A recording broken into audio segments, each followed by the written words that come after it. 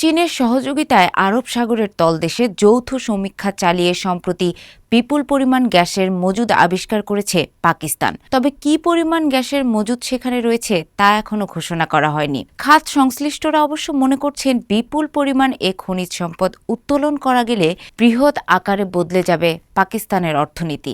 Gas উৎপাদনে স্বয়ংসম্পূর্ণ হওয়ার পাশাপাশি জ্বালানি খাতে আমদানি নির্ভরতা কমে যাবে। তাই আরও বিস্তৃত গ্যাস অনুসন্ধানে বিনিয়োগকারীদের আহ্বান জানাচ্ছে দেশটির সরকার। এরই মধ্যে পাকিস্তানের রাষ্ট্রীয় বিনিয়োগ সংস্থা স্পেশাল ফ্যাসিলিটেশন কাউন্সিল প্রকল্পটিতে বিনিয়োগের আগ্রহ প্রকাশ করেছে। পাকিস্তানের আগে গত বছরের জানুয়ারিতে গভীর সমুদ্রে তেল গ্যাসের অনুসন্ধান চালিয়ে বড় সাফল্যের কথা জানায় প্রতিবেশী দেশ ভারত।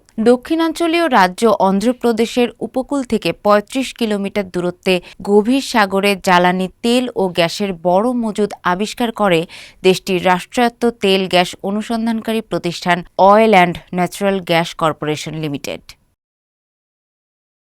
সমুদ্র সীমা নিয়ে মিয়ানমারের সঙ্গে বাংলাদেশের বিরোধ নিষ্পত্তি হয় ২০১২ সালের মার্চে।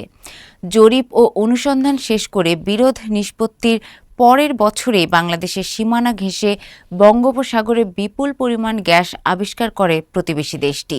মিয়া ও শোয়ে কূপ থেকে এরই মধ্যে কয়েক ট্রিলিয়ন ঘনফুট গ্যাস উত্তোলন করা হয়েছে। নিজস্ব চাহিদার পাশাপাশি সেই গ্যাস চীনেও রফতানি করছে মিয়ানমার সরকার। প্রতিবেশী দেশ ভারত ও মিয়ানমার এমনকি পাকিস্তান তাদের নিজ সমুদ্র সীমায় তৎপরতা চালিয়ে বিপুল পরিমাণ জ্বালানি তেল ও গ্যাস আবিষ্কার করলেও বাংলাদেশ এক্ষেত্রে কোনো সাফল্য দেখাতে পারেনি। বিশেষ করে প্রতিবেশী দুটি দেশের সঙ্গে সমুদ্র সীমা নিষ্পত্তির পর গত এক দশকে সাগরে তেল গ্যাস অনুসন্ধানে কার্যকর কোনো পদক্ষেপ নিতে পারেনি বাংলাদেশ। সর্বশেষ গত বছরের মার্চে আন্তর্জাতিক দরপত্র আহ্বান করলেও কোনো বিদেশি কোম্পানি সাড়া দেয়নি।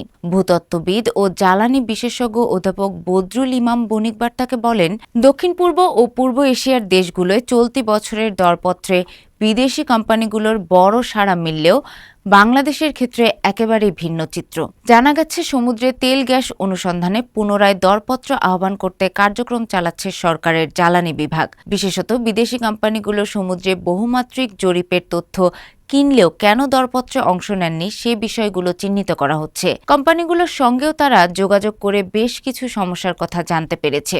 জ্বালানি বিভাগ সেগুলো সংশোধন ও পরিমার্জন করে সরকারের মতামত নিয়ে আবারও দরপত্রে যাচ্ছে বলে জানিয়েছেন মন্ত্রণালয়ের শীর্ষ কর্মকর্তারা। পেট্রোবাংলা সূত্রে জানা যায়, বঙ্গোপসাগরে তেল গ্যাস অনুসন্ধানে ডাকার সবশেষ দরপত্রে 7টি বিদেশি কোম্পানি নথি কিনেছিল শুরুতে। দরপত্র প্রক্রিয়া আরও প্রতিযোগিতামূলক করতে সময় বাড়ানো হয় 3 মাস, কিন্তু শেষ পর্যন্ত কোনো বিদেশি কোম্পানি আর দরপত্রই জমা দেয়নি। এদিকে জ্বালানি বিশেষজ্ঞ অধ্যাপক বদরুল ইমাম মনে করেন, বাংলাদেশে তেল গ্যাস অনুসন্ধান কার্যক্রমের ধারাবাহিকতা খুবই কম।